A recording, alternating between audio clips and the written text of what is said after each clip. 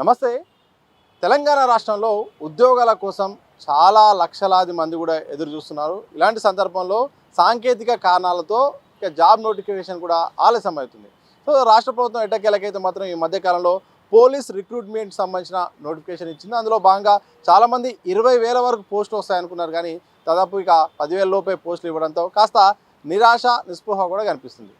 ఈ సమస్య ఇట్లా ఉంటే మరోవైపు ఏజ్ లిమిట్పై కూడా పెద్ద ఎత్తున అభ్యంతరాలు వస్తున్నాయి. అభ్యర్థులు కూడా ఆవేదన వ్యక్తం చేస్తున్నారు. ప్రస్తుతం మనతో పాటు వారు ఉన్నారు. గన్ పార్క్ దగ్గర అయితే మాత్రం వారి యొక్క ఆవేదన పంచుకోవడానికి దిశ అతిథితో ఉన్నారు. అసలు ప్రభుత్వానికి ఏం చెప్పదలుచుకున్నారు, ప్రధానమైన డిమాండ్ ఏంటో వాళ్ళ మాటల్లో విందాం. అన్న, ఏం చెప్తారు? కట్టే కొట్టే తెచ్చలాగా ఫస్ట్ విషయం చెప్పండి ఒకసారి.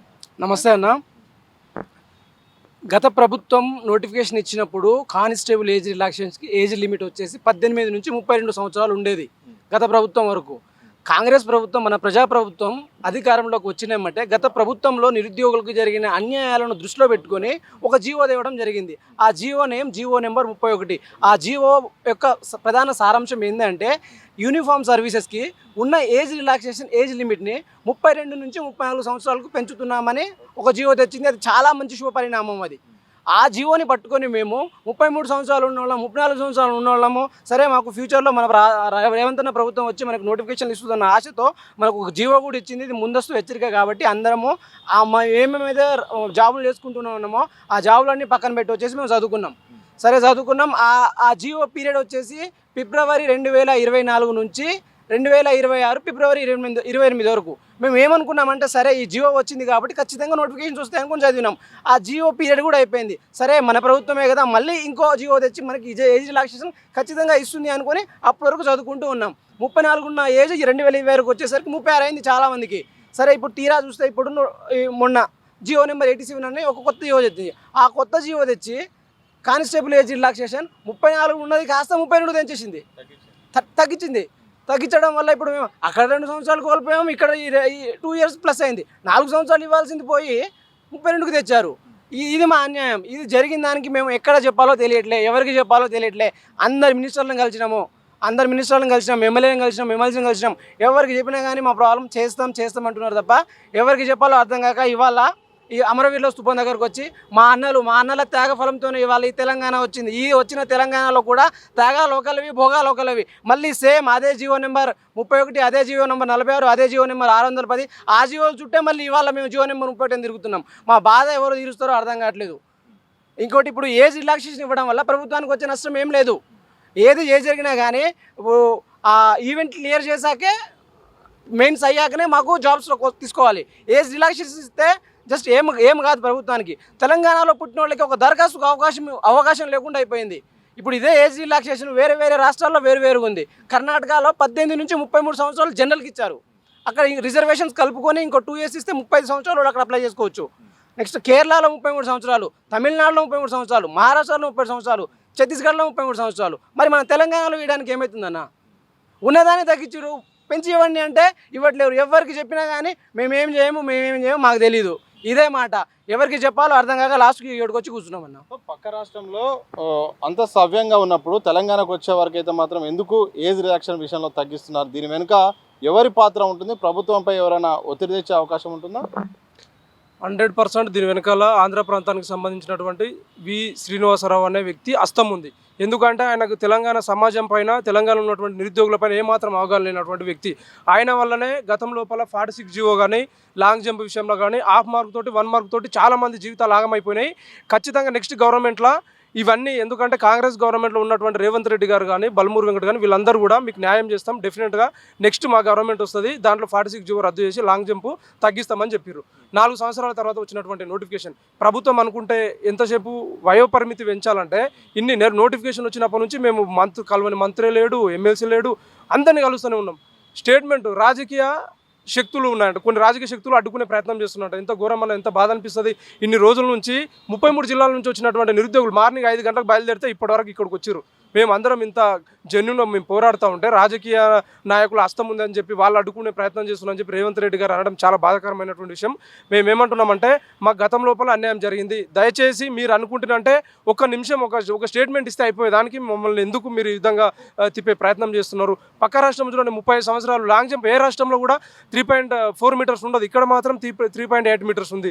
మరి ఎందుకు ఇంత జెన్యున్గా మేము కొట్లాడుతూ ఉంటే కాంగ్రెస్ పార్టీ పేరు చెప్పి నిరుద్యోగులు ఆత్మహత్యలకు పాల్పడుతున్నటువంటి పరిస్థితులు మనకు కనిపిస్తూ ఉన్నాయి. కాబట్టి మేము ఏమంటున్నామంటే మేము రోడ్ల మీదకి వచ్చే పరిస్థితులు లేవు. కాబట్టి దయచేసి మీరే మా బాధను అర్థం చేసుకోండి. 3 లక్షల మంది నిరుద్యోగులు వేడి చేస్తూ ఉన్నారు. మేము అడగకన్నా ముందే 2024 ఫిబ్రవరి 8 తారీఖున నువ్వు 32 నుంచి 34 సంవత్సరాల వరకు పెంచినావు. మేము ఏమనుకున్నామంటే అరే మా బాధలు దగ్గరుండి విన్న వ్యక్తులు కాబట్టి మేము అడగకన్నా ముందే వయ పరిమితి పెంచిండ్రు కాబట్టి కాంగ్రెస్ గవర్నమెంట్ డెఫినెట్గా మాకు న్యాయం చేస్తుందని అనుకున్నాం.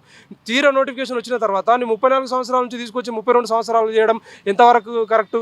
కాబట్టి రేవంత్ రెడ్డి గారు దయచేసి ఇప్పటికైనా మీరు స్పందించి మాకు న్యాయం చేయండి. లేకపోతే అంటే మా జీవితాలు ఆగమైపోతున్నాయి, మాకు స్థానం నశించిపోయింది, మాకు రోడ్ల మీదకి వచ్చే పరిస్థితి లేదు. కాబట్టి ఇప్పటికైనా మీరు స్పందిస్తారని చెప్పి మేము కోరుకుంటాం.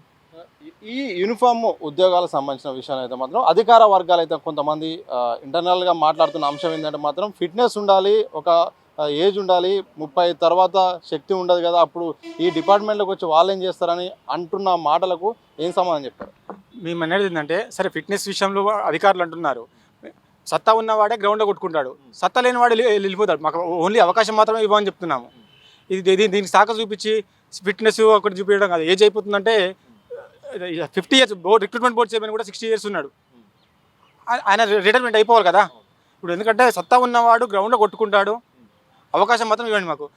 36 ఉన్నా 30, ఇది గవర్నమెంట్ తీసుకొచ్చిన జీవోనే 31 జీవో తీసుకొచ్చి ఆశ లేని వాళ్ళకి ఆశ కల్పించింది 34 సంవత్సరాలని. ఆ మధ్యలో నోటిఫికేషన్ లేదు. ఇప్పుడు 36 సంవత్సరాలు అయిపోయింది మేమంతా కలిసి. ఇప్పుడు మేమేం చేయాలన్నా? రోడ్ల మీద తిరగాల్సి వస్తుంది. గత నెల 15 రోజులు జీవో నెంబర్ 87 మే 18 తీసుకొచ్చిన 2026 రోజు.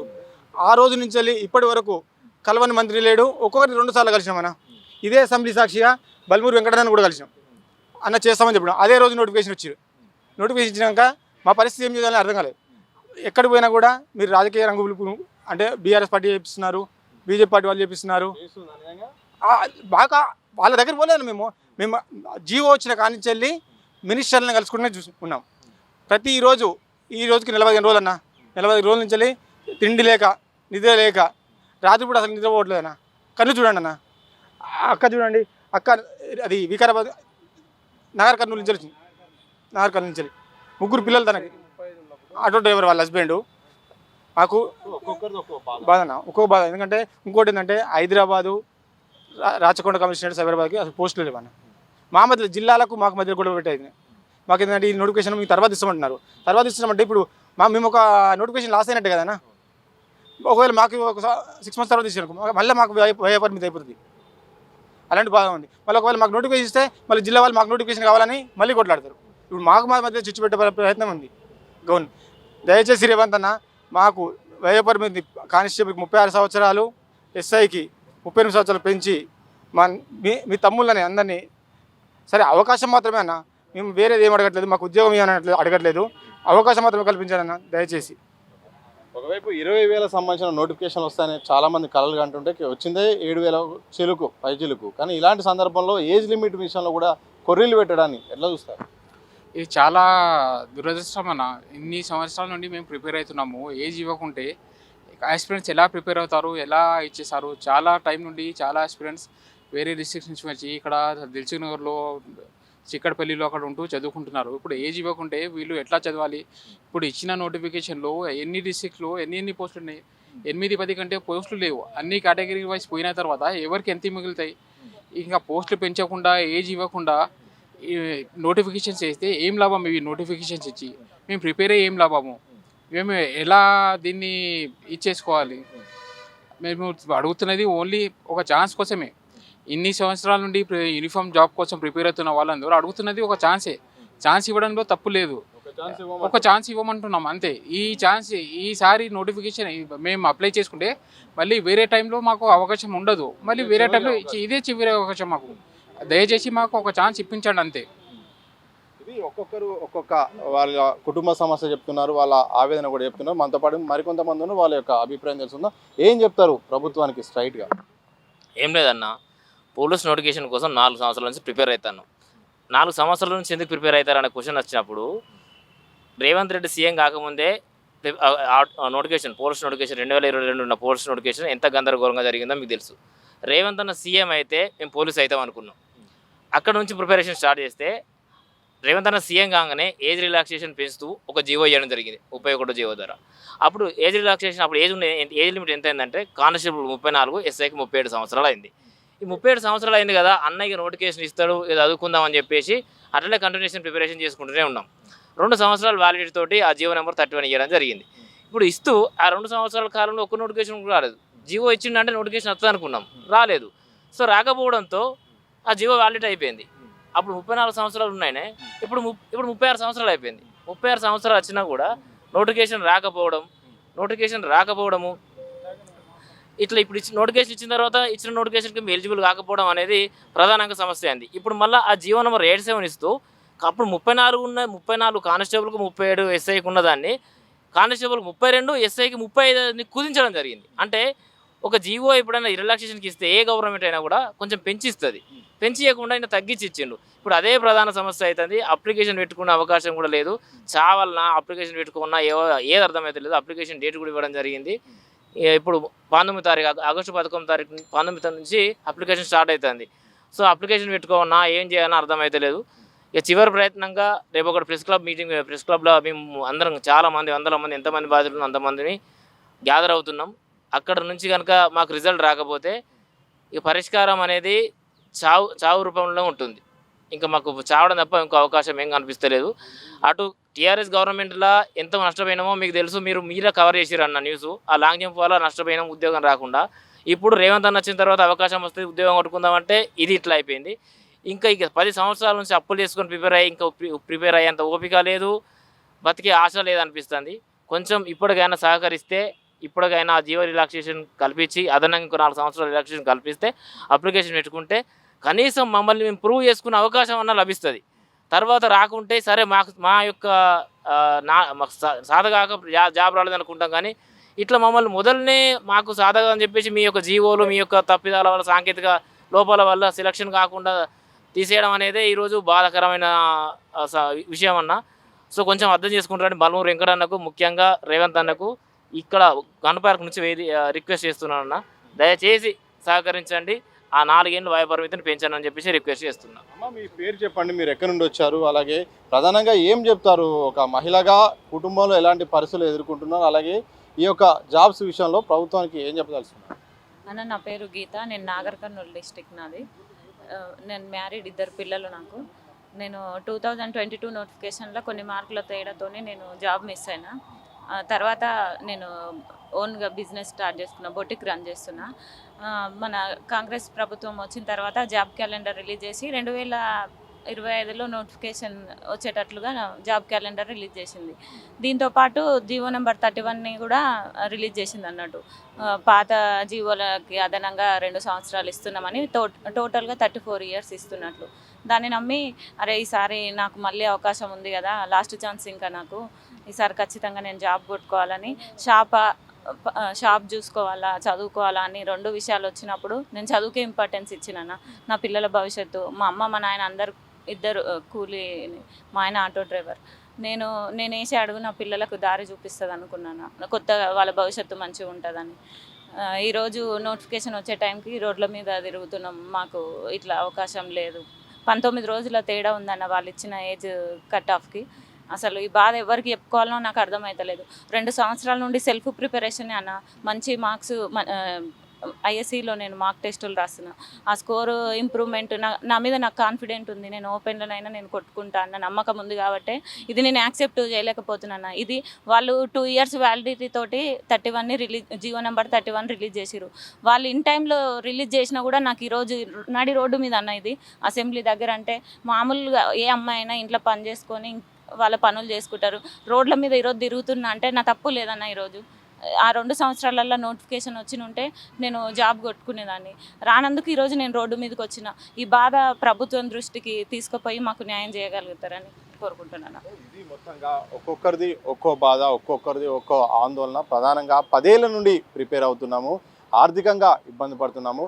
ఎలాగైనా కాంగ్రెస్ సర్కార్ వస్తే ప్రభుత్వ ఉద్యోగం వస్తుందని గంపడాశలు పెట్టుకున్నాము. అలాగే జీవో 31 పైన కూడా మేము చాలా ధైర్యంగా ఉన్నాం. కానీ ఈరోజు జియో 31 రూపంలో అది ముగిసిన తర్వాత ఇంకా వయసును తగ్గించారు, ఈరోజు పెంచలేదు.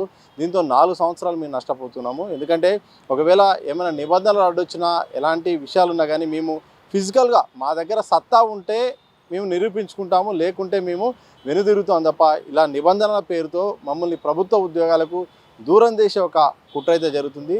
హోంమంత్రి సీఎం రేవంత్ రెడ్డి అయితేంది, అలాగే అధికార వర్గం కూడా, ప్రజాప్రతినిధులు కూడా ఆలోచించాలి. నిరుద్యోగుల పట్ల కూడా ప్రభుత్వం చిత్తశుద్ధి ఉందని చాలాసార్లు ప్రకటనలు చేశారు. కానీ అది నిజం కావాలంటే మాత్రం నిజంగా ఏజ్ లిమిట్ విషయంలో పెంచాల్సిన అవసరం ఉంది. జియో 31 ద్వారా నష్టపోతుంటే మరొకది తీసుకొచ్చి ఈరోజు వయసు తగ్గించే ప్రయత్నం చేస్తారు. ఇటు కానిస్టేబుల్కు 36 ఏళ్ళు, అలాగే ఎస్ఐకి అయితే మాత్రం 35 ఏళ్ళు ఏజ్ పెంచాల్సిన అవసరం ఎంతైనా ఉంది. లేకపోతే మాత్రం మాకు ఇక చావే చివరి మార్గంగా కనిపిస్తుందని కూడా ఒక్కొక్కరి యొక్క వారి కుటుంబ పరిస్థితులు, వారి యొక్క ఆవేదన చెప్పే ప్రయత్నం అయితే మాత్రం ప్రభుత్వం చేస్తున్నారు. ప్రభుత్వం ఇప్పటికైనా ఆలోచించి మానవీయ కోణంలో ఈ విషయంపై స్పందించాల్సిన బాధ్యత ప్రభుత్వంపై ఉన్నది. మరి ఆ దశగా అడుగులేస్తాయా లేదా అనేది మాత్రం ప్రభుత్వం తీసుకునే నిర్ణయాన్ని బట్టి ఆధారపడి ఉంటుంది. కెమెరా పర్సన్ వంశీతో సతీష్, దిశ టీవీ, హైదరాబాద్.